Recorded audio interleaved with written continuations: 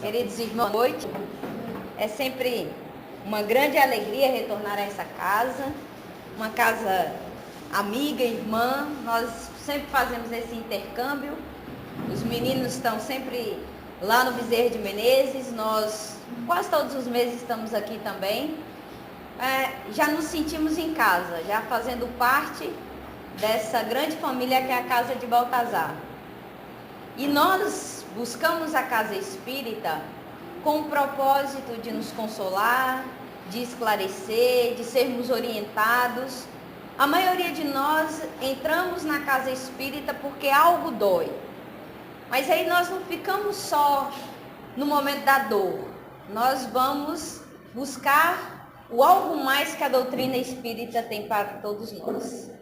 E graças a os espíritos que vêm trazendo esclarecimentos, vêm esmiuçando os ensinamentos do Mestre Jesus, nós temos a cada terça, no Bezerra de Menezes às quartas, depois aos sábados aqui, ao Bezerra domingo, dá para ir nas duas casas, inclusive, né? Sintam-se todos convidados para participar conosco lá também.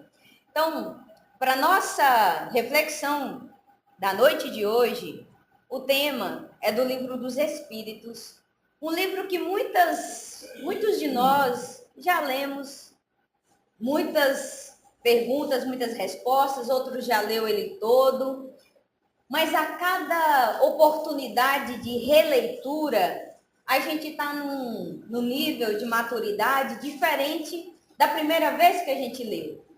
E é muito pertinente ao tema, faculdades morais e intelectuais do homem, algumas traduções está do Espírito, que vem trazer para nós esta reflexão de como nós vamos avançando, como nós vamos progredindo. E quando nós falamos destas faculdades morais e intelectuais, não precisa muito para a gente perceber que a humanidade deu um grande salto na questão científica e intelectual. Basta nós olharmos os projetores, telefone, computador. Aqui na Casa de Baltazar já está tudo modernizado, né? A gente já tem uma modernidade diferente de há um ano atrás, 2 anos atrás. Então vejamos como damos saltos galopantes quando se trata da intelectualidade, do conhecimento científico. Mas, quanto à moralidade, nós ainda estamos vagarosos.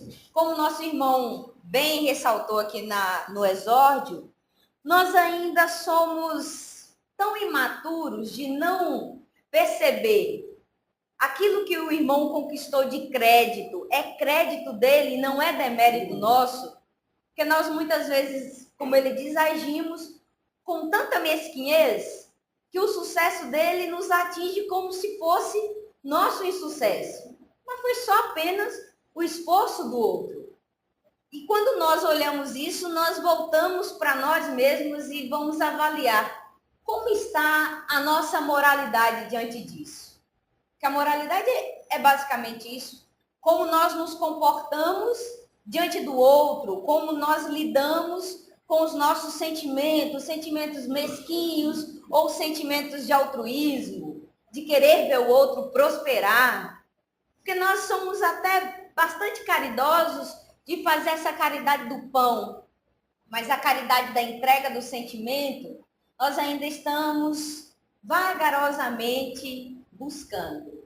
Mas, como a doutrina espírita própria nos esclarece, nós estamos caminhando para frente. Nós estamos, sim, melhor do que nós já tivemos há algum tempo atrás. Vamos melhorando, vamos progredindo passo a passo, vamos cada dia querendo ou buscando um entendimento ou voltando atrás de um comportamento que não foi muito bom. A doutrina ou o convívio aqui entre nós, as lições do Cristo, já nos faz refletir. Às vezes a gente ainda comete certos delitos, mas a nossa consciência volta e já nos chama à reparação. Então já estamos melhores. Já estamos um pouco mais maduros. E só de avaliarmos essa postura, isso já nos dá alguns créditos adiante. Mas vamos seguindo. E para fazer sempre um bom entendimento da doutrina, do livro dos Espíritos, do Evangelho, é importante a gente ter sempre bases além. A codificação é riquíssima.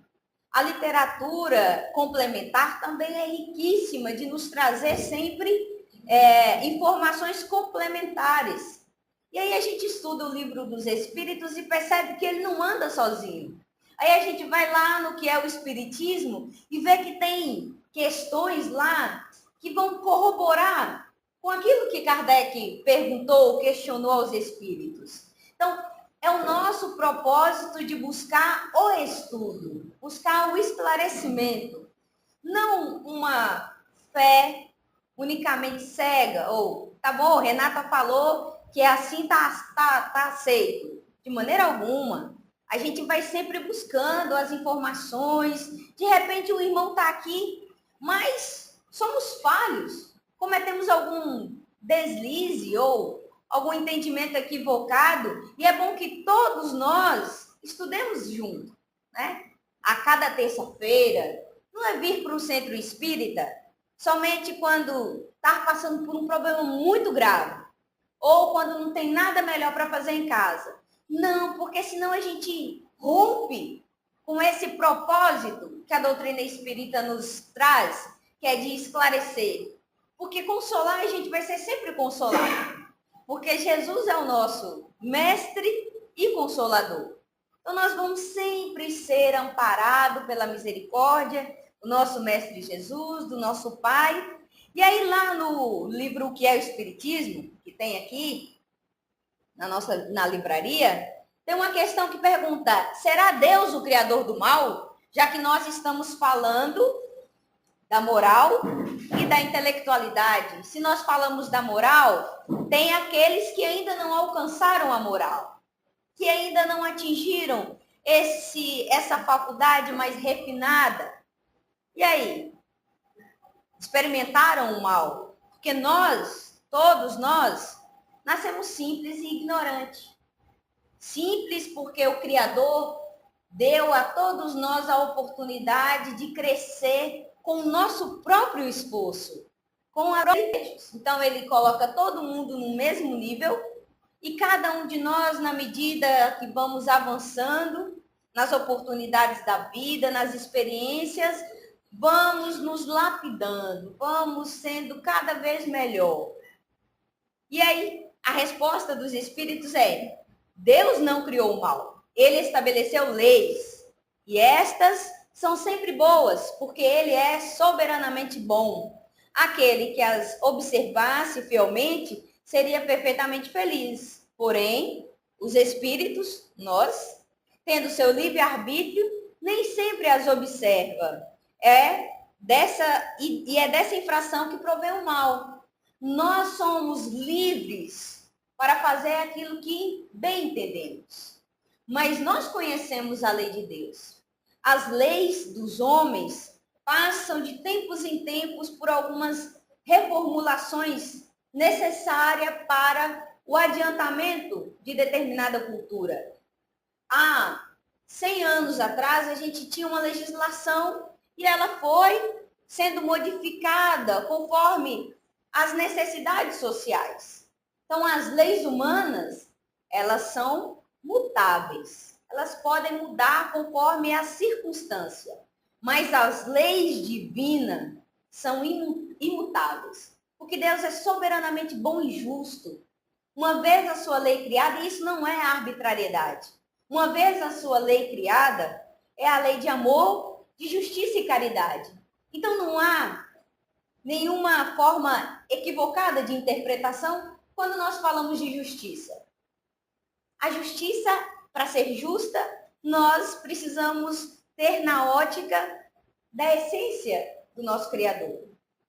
Daquele altruísmo, da entrega total e restrita de sentimento de coração.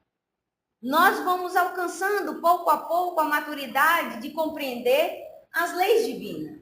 Porque nosso livre-arbítrio vai, às vezes, nos distanciando das leis morais, das leis divinas. Mas a bênção da reencarnação vai promovendo em nós a oportunidade do conhecimento. De caiu aqui, mas a gente vai reerguer lá mais adiante. E na questão 130, o homem já nasce bom ou mal?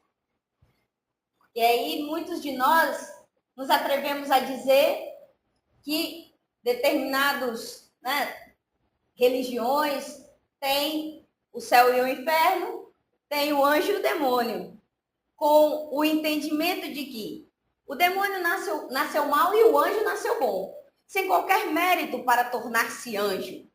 Foi anjo porque Deus concedeu a ele o direito de ser anjo. E aí Deus seria justo? É preciso fazermos uma distinção entre alma e o homem. A alma é criada simples e ignorante, como dissemos, né? Isso é, nem boa nem má, porém suscetível em razões do seu livre-arbítrio de seguir o bom ou o mau caminho, ou por outra, de observar ou infringir as leis de Deus. O homem nasce bom ou mal, segundo seja ele a encarnação do espírito adiantado ou atrasado. Nós, dependendo das experiências que tivemos, talvez não estamos ainda com toda a moralidade trabalhada para uma encarnação. Mas não há um só espírito que nasça para o mal. Ele pode nascer com a sua inclinação para o mal, por todas as experiências que ele obteve numa encarnação anterior.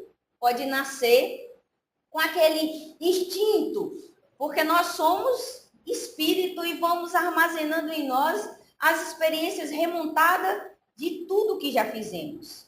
Se fomos maus, perversos, numa encarnação anterior, não vamos chegar aqui anjos, mas nós vamos precisar desta encarnação para aprender, para buscar os ensinamentos, para buscar a moral, para trabalhar todas as faculdades que o Criador deposita, porque todos nós, filhos legítimos de Deus, temos no nosso íntimo a centelha divina.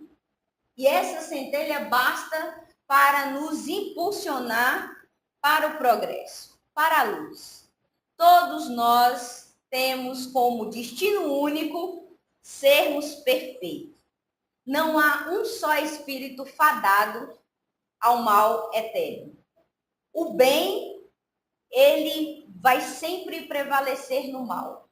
E aí nós podemos questionar, mas e tudo que nós estamos experimentando de crise, de perversidade na política, em todos os meios, porque nós não podemos só taxar como políticos sendo pessoas fora da moral.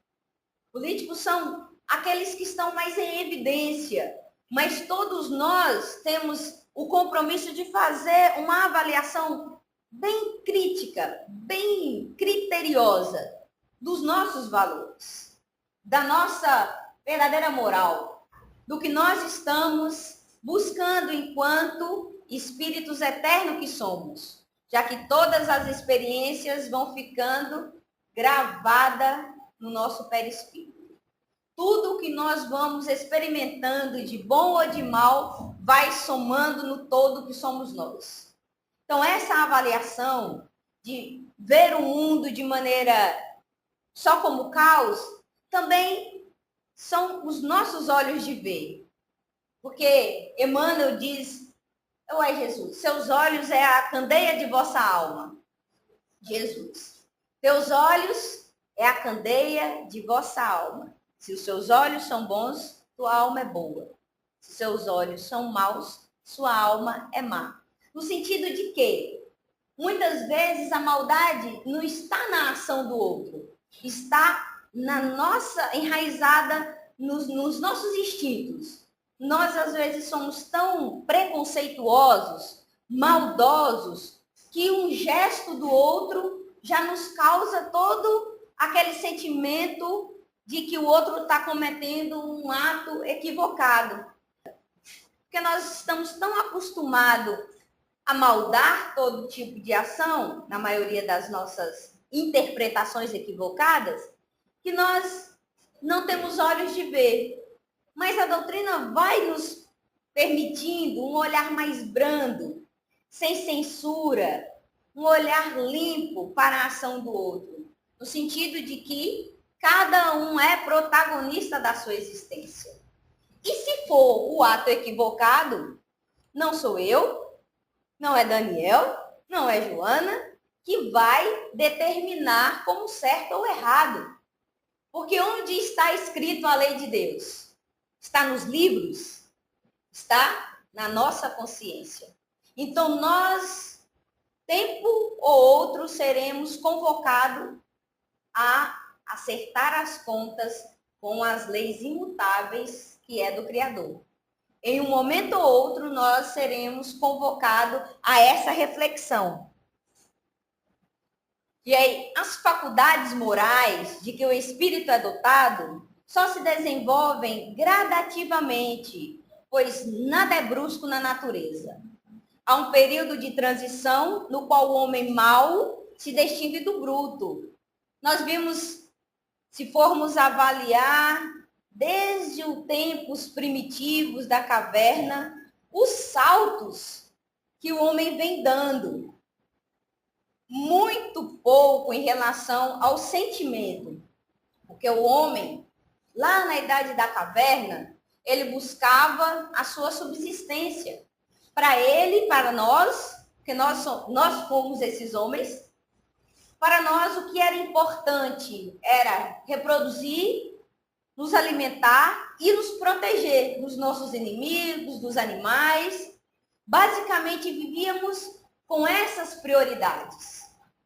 Aí o tempo avança, nós sentimos a necessidade de nos agrupar, e aí esse agrupamento não necessariamente é por afinidade ou por sentimento afins, mas pela necessidade de ter um grupo maior, porque um grupo maior dá proteção um ao outro, um grupo maior produz mais alimento, um grupo maior tem uma terra mais abrangente.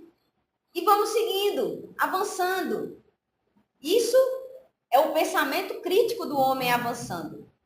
E ele vai avançando, vai tendo a necessidade de criar ferramentas, de produzir coisas para otimizar no seu plantio, na sua subsistência de modo geral.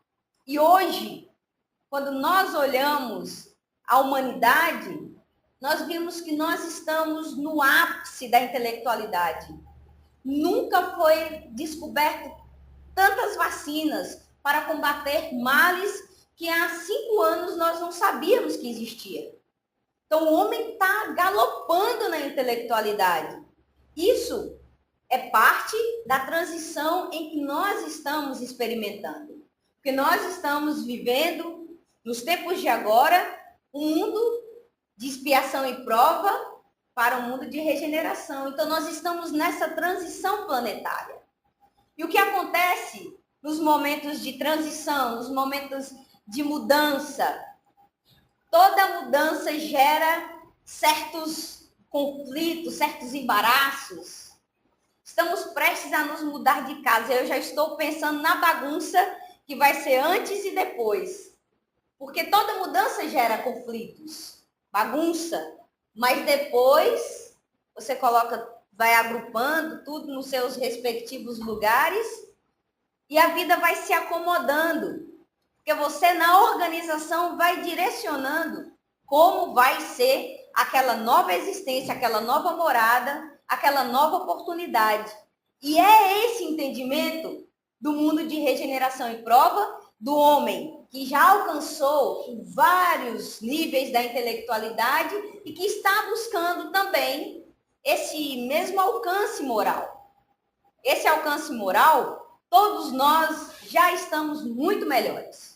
Muito, muito.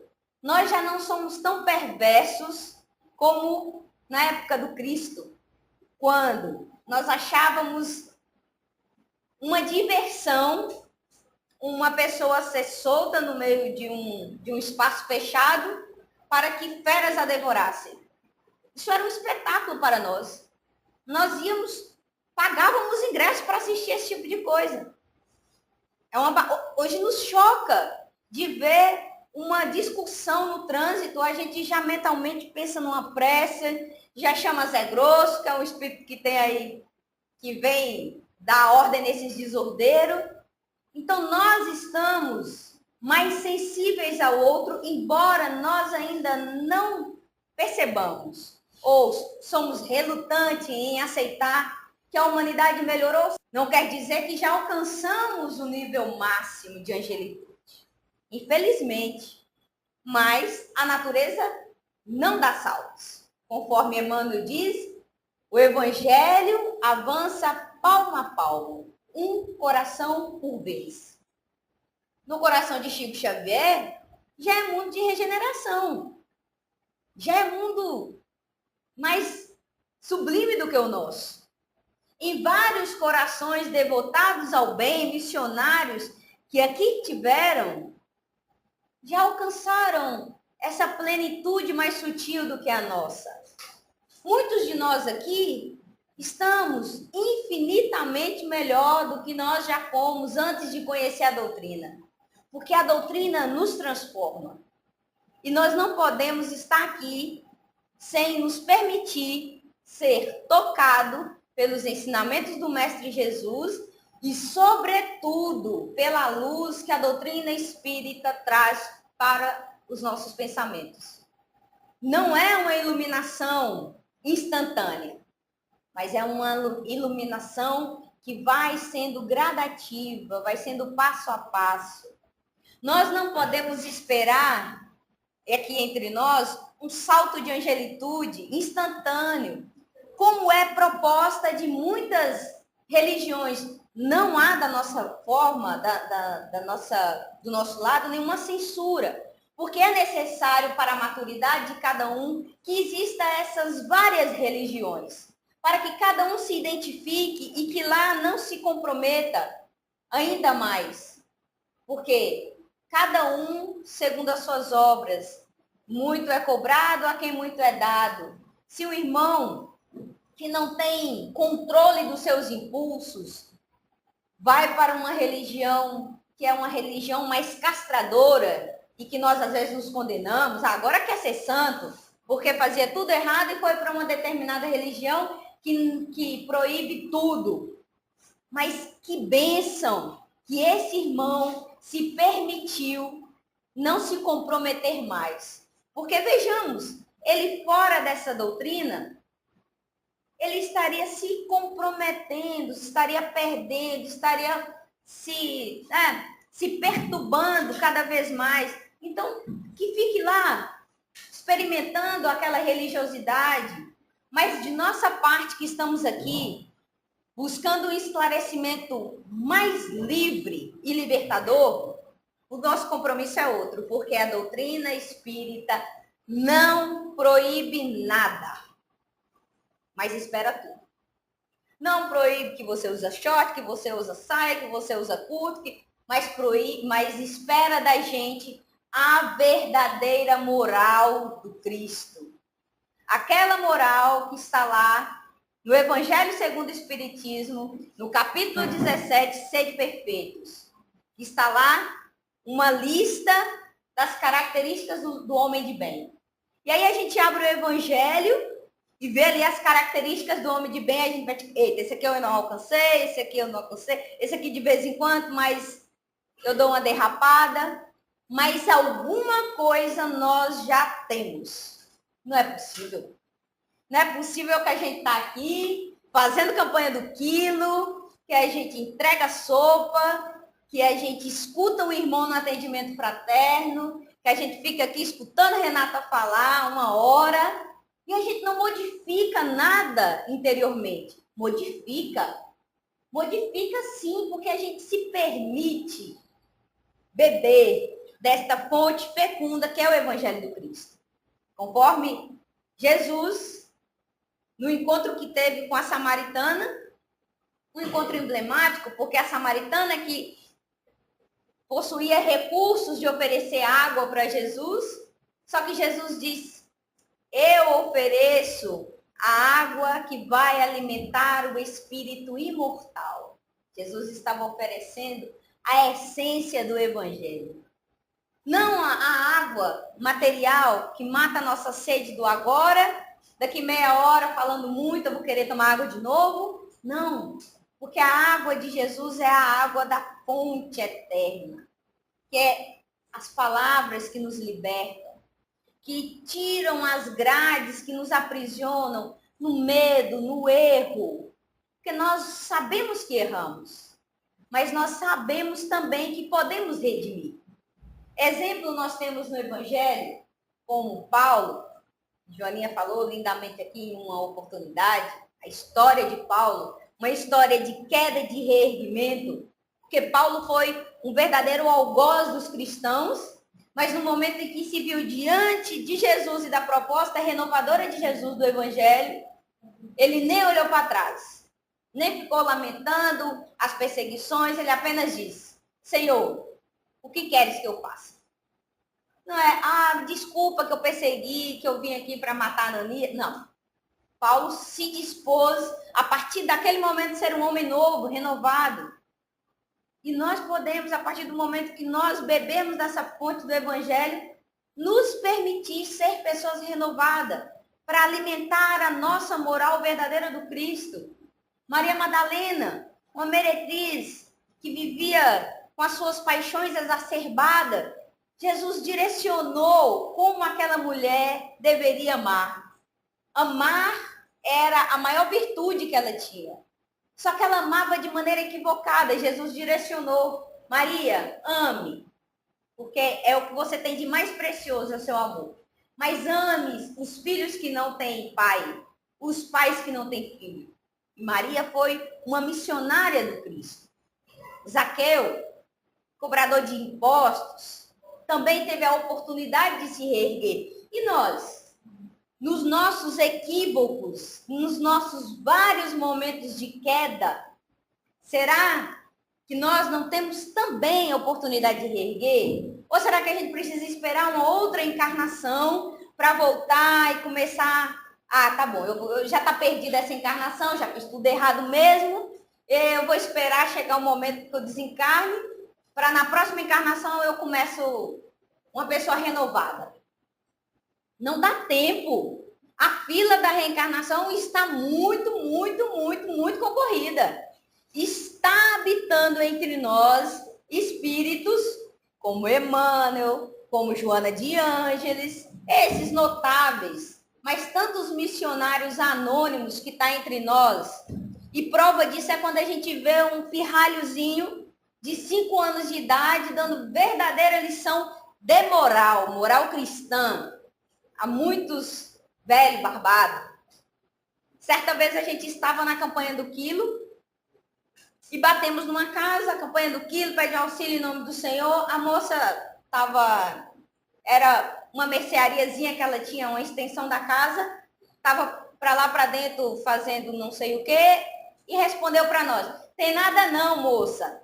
Aí o filhinho de 5 anos de idade falou: mãe, tem sim. Quem pede tem fome. 5 anos de idade, mais ou menos assim, pela aparência do rapazinho, menino. 5 anos de idade. Mãe, quem pede tem fome. Menino, pega então um miojo aí e entrega. Mãe, um miojo para quem tem fome. Vejamos que nós estamos no meio de espíritos missionários e eles vêm equilibrar essa moral em nós, essa moral deturpada que nós temos alguma dificuldade de alcançar. Essa lição desse menino vai servir para a minha vida inteira. Foi uma criança de seus 5 anos de idade, então nós aprendemos o tempo todo, principalmente quando estamos abertos a aprender. Quando estamos dispostos a reconhecer que em tudo há a manifestação do Criador para o ensino. Ensino de moral, ensino de virtude, ensino de entrega total. Então, nós vamos lapidando. Aí nós podemos refletir, mas eu não vejo qual possibilidade há de eu ser uma pessoa melhor. Mas nós já somos sim uma pessoa melhor. Façamos uma comparação assim bem superficial. Principalmente quem já é pai ou é mãe. Quem já é pai ou é mãe aqui? Um grande número, né? Desde a maternidade ou a paternidade, houve alguma mudança em vocês? Vocês eram pessoas que tinham uma postura e depois da maternidade passou a ter postura diferente ou prioridades diferentes? É muito difícil esse sentimento não tocar, por isso a maternidade, a paternidade é uma missão e que nós precisamos pegar com devotamento, assumir e reconhecer que tornamos bons, não bons na arrogância, não, nós tornamos pessoas mais sensíveis. Nós trabalhamos a moralidade porque nós temos e acreditamos que há ali alguém, um espírito que merece toda a nossa atenção. Muitas mães, muitos pais abrem mão de si em devotamento daquele novo ser que está habitando a casa. Então, podemos dizer que nós não estamos melhorando, em que oportunidades do Criador não há para que nós reconheçamos o que há de melhor em nós. O meu pai era um grande boêmio. Um homem adorava tocar violão e eu nasci. Ele demorou um tempo para se reestruturar, para entender que ele precisava ser um homem diferente, mas tornou-se. E a gente mora distante, né? Ele mora em Minas Gerais, eu moro aqui, e ele manda mensagem, manda áudio no WhatsApp. Minha filha, eu te amo tanto, eu sinto tanta saudade, como eu queria voltar no tempo para estar com você pequenininha, porque os pais também não querem que a gente cresça. Quer que a gente seja sempre o seu bibelô. Então, as oportunidades também passam, se a gente não tiver olhos de ver e pegar no momento em que elas não são oferecidas, né? Então, mais tarde, vamos continuar aí o texto da Revista Espírita. Mais tarde, o instinto animal e o sentimento moral se contrabalançam. Então, o homem luta não mais para se alimentar, mas para satisfazer suas ambições, seu orgulho, a necessidade de dominar. Para isto ainda lhe é necessário destruir. Ainda tem sido, né? Desmatar. Mas à medida que o senso moral prepondera, desenvolve-se a sensibilidade e diminui a necessidade de destruição, acabando mesmo por se tornar odiosa e apagar-se. A luta, que era sangrenta e brutal, se torna puramente intelectual. O homem, então, luta contra as dificuldades e não mais contra seus semelhantes. Que é esse auge que nós alcançamos hoje da intelectualidade. O homem luta para conseguir manter a qualidade da água, para manter a qualidade do ar, cria carros que usam menos os efeitos aí, né, na nossa atmosfera. Então, vai trabalhando em favor de si, com essa visão de que a sua intelectualidade é necessária para a melhora do coletivo. Obviamente que temos grandes intelectuais que não souberam ou não estão ainda sabendo usar para benefício do todo. Usam ainda para matar. Mas vamos avançando. Vamos avançando. É preciso que haja estas conturbações para que nós tenhamos o entendimento de que aquela ação é equivocada, que aquela ação é errada. Então, é preciso que haja destruição, é preciso que haja momentos de conflito e é necessário que nós reconheçamos nisso a oportunidade do Criador para nós irmos melhorando gradativamente. E na questão 361 do nosso estudo, Kardec pergunta qual é a origem das qualidades morais, boas ou más do homem. Quais as origens? Vêm de onde? São as do espírito nele encarnado. Quanto mais puro é esse espírito, tanto mais propenso ao bem é o homem. Nós somos o patrimônio do que formamos de encarnações a encarnações. Não há nenhum espírito aqui entre nós que está na sua primeira experiência corporal. Nós estamos vestindo essa carne, essa veste material, mas nós já vestimos muitas outras. E nessas muitas outras, nós experimentamos várias experiências. A maioria de nós já tivemos oportunidade de esclarecimento, já tivemos oportunidade de conhecer melhor o Evangelho, por isso estamos aqui. Porque se nós ainda fôssemos brutos, embrutecidos, nós não estaríamos aqui agora. Nós não pararíamos uma hora do nosso dia para escutar sobre os ensinamentos do Cristo, sobre esclarecimento dos espíritos diante das nossas dúvidas, das nossas inquietudes. Então, nós já vamos nos compreendendo como espíritos evoluídos. Não evoluídos na sua totalidade, mas melhorados. Estamos sim. Precisamos confiar, porque se nós mesmos nos boicotarmos, aí não tem para ninguém. Porque se nós não darmos crédito ao que nós construímos enquanto espíritos imortais que somos, se nós não reconhecermos que tivemos uma experiência numa encarnação anterior, diferente desta, mas que foi base para que hoje nós busquemos, nós podemos ter queimado o cristão na fogueira. Podemos ter apedrejado, ou podemos ter sido os queimados e nos revoltado contra isso. Podemos ter tido inúmeras experiências. E são essas experiências que vai formando o que nós somos hoje.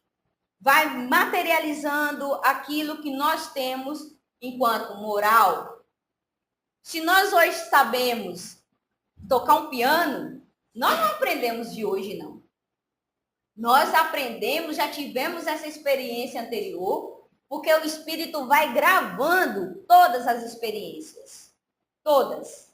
E para nós alcançarmos êxito em qualquer coisa que nós busquemos empreender, precisamos dedicar tempo e esforços. Eu assisto as palestras de Haroldo, meu Deus, como Haroldo é sabido. Sabe o Evangelho de cós salteado, sabe o livro dos Espíritos. E aí, conforme o irmão disse aqui no exórdio, não foi por mérito e estudo dele? Foi. Foi por uma existência somente? Foi não. Ele já vinha se preparando, porque nós precisamos de experiências. Nós não aprendemos tudo numa encarnação só, não. Não dá tempo. Vamos dizer que vamos viver 120 anos. Dá tempo para aprender tudo? Não dá. É muita coisa que tem, ainda mais nesse mundo globalizado que nós vivemos hoje. Se nós estamos hoje melhorzinho em alguma coisa, já começamos desde as 2 encarnações por aí. Porque é assim que funcionam as experiências no nosso espírito. Seguir-se-á daí que o homem de bem é a encarnação de um bom espírito e o homem vicioso é de um mal? Então, se o homem é mau, é a encarnação foi um espírito mau na vida passada, e se ele é bom, ele foi um espírito bom. Vamos ver. Sim, mas não diz antes que o homem vicioso é a encarnação de um espírito imperfeito, pois, do contrário, poderias fazer crer que na existência de espíritos maus há que chamais demônio, no entendimento de que aquele nasceu mal. Por ele hoje estar vivenciando uma experiência com o seu lado perverso mais predominante do que o seu lado bom, ele foi um espírito imperfeito, mas embrutecido. Mas não podemos dizer que é um espírito de todo mal, porque nós sabemos que o mal é passageiro. O bem é o nosso objetivo, nosso foco, é permanente. Certamente que a matéria tem vida, mas em outra dimensão espiritual, de modo a não raciocinar como fazem os homens. A qualidade moral do homem não pode, pois, advir da matéria. Então, a qualidade que nós temos hoje é do nosso espírito, patrimônio imortal. Não é da nossa carne, é do nosso espírito. Ela provém do espírito. É nesse sentido que o homem, consciente do seu mandato na terra, deve se esforçar para crescer ante seus compromissos e mediante a sua consciência, onde se encontram gravadas todas as leis morais que passam a governá-lo. Então, onde estão as leis de Deus na nossa consciência. Qual o caráter dos indivíduos em si que encarnam espíritos? Qual o caráter dos indivíduos em que encarnam espíritos desatinados e levianos? São indivíduos estúrdios, maliciosos e, não raro, criaturas malfazejas. Eu vou ler do Livro dos Espíritos essa questão, que ela está meio embaraçosa. 362. Aqui está melhor. Qual o caráter do indivíduo em que se encarnam espíritos travessos e levianos? Qual o caráter? Esses espíritos travessos e levianos. De indivíduos estouvados, espertalhões e, em algumas vezes, malfazejos. Há entre nós, na classificação dos espíritos, na escala dos espíritos, os espíritos levianos, espíritos malfazejos, que não necessariamente são perversos, são os brincalhões, que estão aqui entre nós, na maioria das vezes, buscando nos tirar um pouquinho do centro, né? Do centro no sentido de tirar as nossas atenções. E é importante nós buscarmos o equilíbrio, porque eles não têm muito compromisso com a moral. Estão aí como fanfarrões.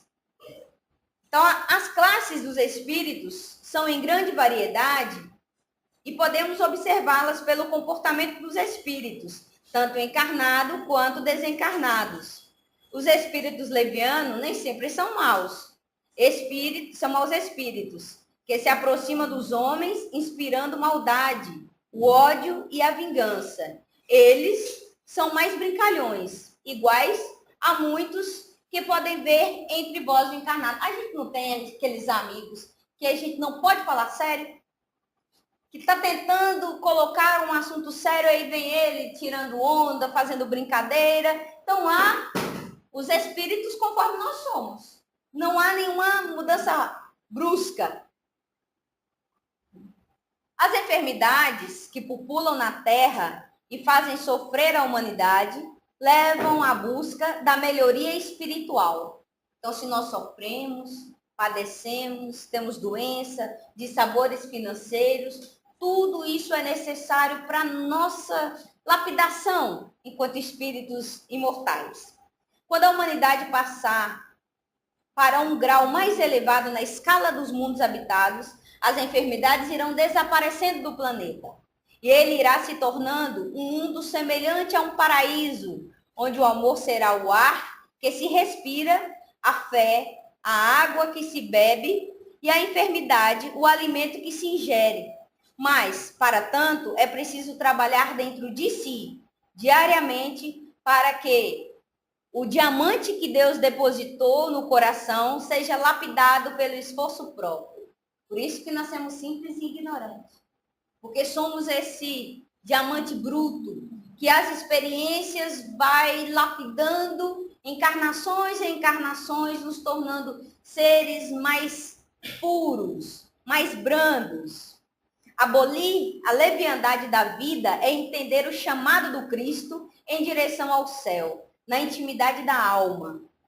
Então, quando nós tornarmos espíritos puros, nós não teremos mais doença, nós teremos a moral bem compreendida, conforme o homem de bem, lá no capítulo 17, sede perfeitos. Tem os espíritos paixões que não partilhem a humanidade? Os espíritos têm sentimentos diferentes do nosso? Não. que de outro modo vos teria comunicado. Então, os espíritos, de modo geral, que estão ligados à Terra ainda o mundo de expiação e prova, tem sentimento semelhante ao nosso.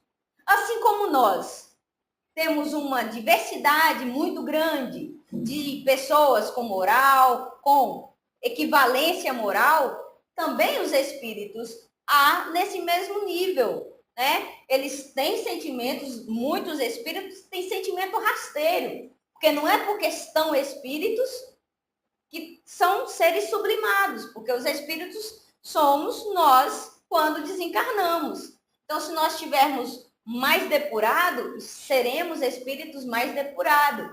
E aí vai criando, né, as nossas transformações. As paixões que têm os espíritos que moram na Terra e que viajam com ela na sua órbita, como sendo o seu mundo espiritual, não são diferentes das dos homens. Elas são as mesmas porque eles se sucedem pelos processos das reencarnações. As experiências vão sendo remontadas, melhoradas a cada reencarnação, porque nós não retroagimos. Nós não estamos aqui hoje sendo piores do que fomos. Não. Nós podemos estagnar, mas ficar pior do que já fomos, não. Os espíritos são os mesmos homens e os homens são os mesmos espíritos, que se entregam às mutações com força da lei do progresso espiritual. E aí, nós buscamos essa ligação de equilíbrio entre a moral e a intelectualidade, entre a ciência e o propósito do evangelho. E tem uma fala de Paulo: ainda que eu falasse a língua dos homens e dos anjos e não tivesse amor, seria como um metal que soa ou como um símbolo que retine. Para que nós sejamos na totalidade de um espírito maduro, puro, nós precisamos unir essas duas asas. Nós só voaremos para mundos celestes quando estivermos no equilíbrio da asa da intelectualidade e da moral, numa equivalência igual, uma sendo parceira da outra, uma completando a outra, a moral sendo necessária para o reajuste e a intelectualidade sendo indispensável para a nossa melhoria, nossa qualidade de vida. E nós não vamos achar que sabemos muito. Porque um dos maiores filósofos, Sócrates, quando foi condenado, e quando o condenado era o condenado que fazia a sua defesa, ele disse a célebre frase: só sei que nada sei. Porque ele reconheceu que dentre vários outros personalidades, filósofos, especialistas, ele era o único que reconhecia que não sabia de tudo. Então, nós precisamos vir estudar, reconhecendo que temos sempre o que aprender na casa espírita. Sempre temos oportunidade do mestre, do Criador. Então, ele, quando chegou no templo de Delfos, e as pitonisas o recebeu como o homem mais sábio do mundo, ele falou: não, eu não sou o homem mais sábio do mundo.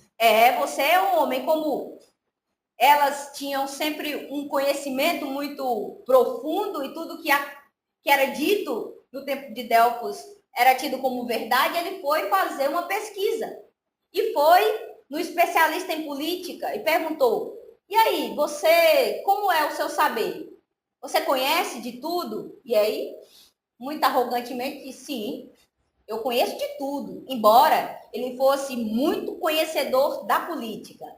Mas não conhecia de astronomia, não conhecia de matemática. Aí chega para o matemático: conhece de tudo? Sim, obviamente. Era um exímio conhecedor de matemática, mas não conhecia de filosofia, não conhecia de política. E todos os demais diziam ser uma sumidade em conhecimento. E aí ele reconheceu: é verdade. Eu reconheço ser o mais sábio porque eu sou o único que reconheço que nada sei, que ainda tenho muito a aprender. Nós precisamos reconhecer sempre que temos muito a aprender com a maravilha que é a doutrina espírita, com os ensinamentos do Cristo, para alcançarmos a moral e para alcançarmos a intelectualidade. Que Jesus continue nos inspirando hoje, agora e sempre. E faz parte do seu espírito de independência.